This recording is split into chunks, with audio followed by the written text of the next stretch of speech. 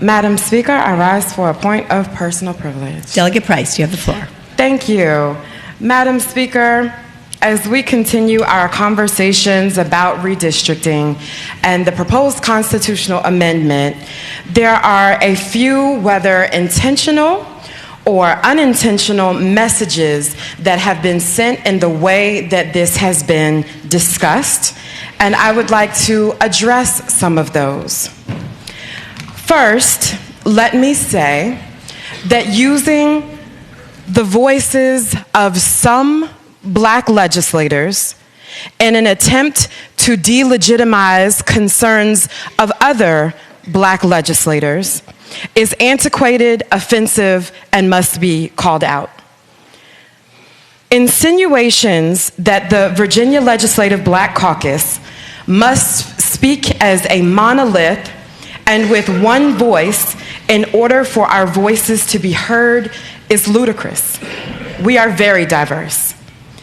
The implications of that sentiment, though, are that Black members' voices are only worth 1/23rd, and that we only count as equal voices when we all agree.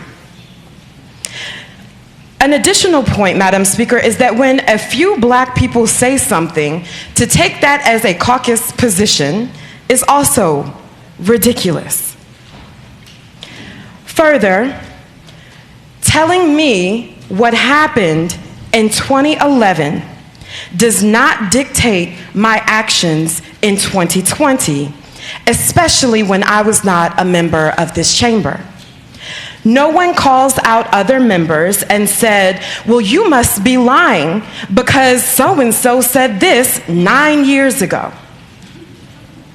And I also don't see many people raising Delegate Ward's name as an important fact or eloquent resistance in 2011. And so maybe our voices only matter when they go along with your cause.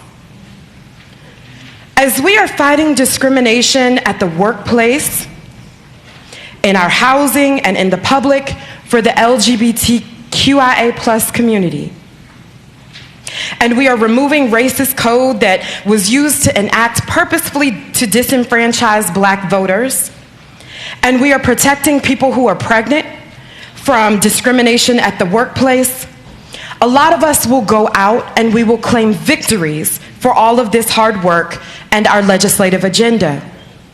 We are rightful to tout the amount of things that we have done, but I think it must be tempered with how many Virginians are included in all of these provisions. Further, taking a road to fight against racist statues, but not joining us in the fight against racist statutes is the easy road. And I offer that's not an ally, Madam Speaker. Making LGBTQIA Black women choose which of our identities to protect from discrimination is not an ally. Allies see the full person and embrace intersectionality because we will not pick one or two and then leave one of our core identities in the car to make you comfortable. Further, Madam Speaker, the amount of convincing, arguing, data, charts, and receipts that we have to bring in order to prove policy is bad for Black and brown people is exhausting. When others can say something based on their lived experience and it is taken at face value. The ability to pick and choose when folks stand with us and when they don't has been given power by an emphasis on unity. Madam Speaker, because then unity becomes meant to quiet the voices of dissent, and those voices are erased, misconstrued, and demonized in order to project a false sense of unity. which has consistently ignored the cries of people directly impacted by our negligence and passivity. Some communities are hard-pressed to arrive at bipartisanship and moderation. And I at first understand that because of the hyper-partisan political environment that we are in, and that is a knee-jerk reaction.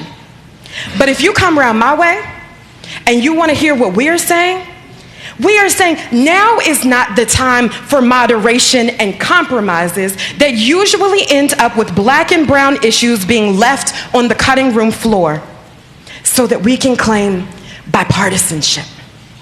My community is screaming for us to undo the harm that has been done for 20 years, if not longer, not to be moderate in the face of more harm. They want us to protect them. Further, when it comes to protecting voting rights and representative government for communities of color, the last 20 years have shown us that it doesn't need to be bipartisan, it just needs to be right. Because we don't have to go back 20 years to get some red flags, Madam Speaker. 2017, comprehensive criteria in the form of a constitutional amendment was voted down on party lines. 2018, comprehensive criteria in a bill was shot down in subcommittee, party lines. 2019, comprehensive criteria in a bill was never docketed and never had a hearing or a vote. 2020, we had votes against bills that make it easier for Virginians to vote. We had votes against a criteria bill for redistricting by House Republicans. And then the enabling legislation that so many say that I should put my faith in for the people that I represent back home, Senate Republicans voted against it. And then the concerns about the Voting Rights Act have been erased in order to perpetuate a narrative for this to be about partisan power grabs. Lobbyists are paid to get a win on an issue. It is not our job to deliver it for them. It is our job to be thoughtful and weigh out the pros and cons. We are to investigate unintended consequences and listen to the voices of those being directly impacted. I applaud my colleagues because I feel like you have done your job. You have come to me with whispers and text messages and DMs telling me exactly what I know, how bad this amendment is. And then you say you feel trapped by the pressure the false talking points have raised in your community. And I ask you to please use your logic and judgment as a leader and not your fear. There's such a thing, there's a saying that says, the truth will set you free, but first it will make you miserable. And I understand that a no vote today may not be easy for some of you. But when it comes to all things considered, from what you've heard, read, and seen, this being entered into our Constitution, a no vote is the right vote. We are at a moment where changing our Constitution has come down to threats, ultimatums, mischaracterizations, insinuations, and flat-out lies. Who are we if we bend to that and not to justice and fairness? Who are we if we continue to choose politics, the politics of fear and guilt over the act of responsible policy making? Madam Speaker, I know that today and in this week a lot has been said. And if any of you are unsure as to whether or not it is about you, I would say, work hard to make it not be. Thank you, Madam Speaker.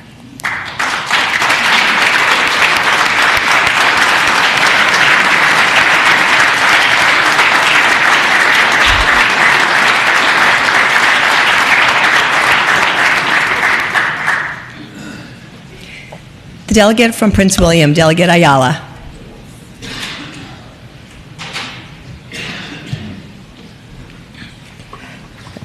Good morning, Madam Speaker. I rise for a purpose of a motion. Not an emotion, but a motion. Introduction? An introduction, yes, We'll return ma'am. to first morning hour. Delegate Ayala. Can we do that? Yes, ma'am. Sorry about all those informalities. Madam Speaker, today in the